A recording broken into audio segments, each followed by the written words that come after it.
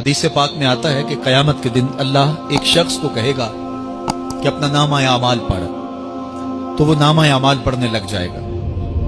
تو نامہ اعمال کے اندر چھوٹے گناہ بھی ہوں گے، بڑے گناہ بھی ہوں گے، تو اللہ سے حیا کرتے ہوئے، شرم کرتے ہوئے وہ بڑے بڑے گناہوں کو چھوڑتا جائے گا اور چھوٹے چھوٹے گناہوں کو پڑھتا رہے گا۔ جب وہ سارے گناہ پڑھ چکے گا اور کتاب ختم ہوگی تو اللہ تعالیٰ اسے فرمائے گا، میرے بندے تو نے یہ جتنے گناہ پڑھے ہیں میں نے سب کو بدل کے نیکیوں میں تبدیل کر دیا۔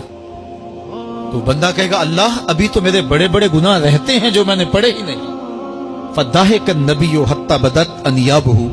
حضور جب یہ بیان فرما رہے تھے تو حضور اتنا مسکرائے کہ صحابہ نے حضور کی داڑھیں دیکھ لی۔ تو پہلے وہ بڑے بڑے گناہ چھوڑے جا رہا تھا، لیکن جب اللہ فرمائے گا کہ میں تیرے گناہوں کو بدل کے نیکیوں میں تبدیل کر دیا، وہ کہے گا ابھی تو بڑے بڑے گناہ رہتے جو میں نے ابھی پڑھے ہی نہیں۔ تو جب کوئی بندہ اس کے حضور توبہ کرتا ہے، اللہ یہ نہیں دیکھتا اس نے گناہ کتنے کیے ہیں، یہ دیکھتا ہے بندہ آیا میری چوکھٹ پہ ہے تو اللہ اس کے پچھلے سارے گناہ معاف فرمائے۔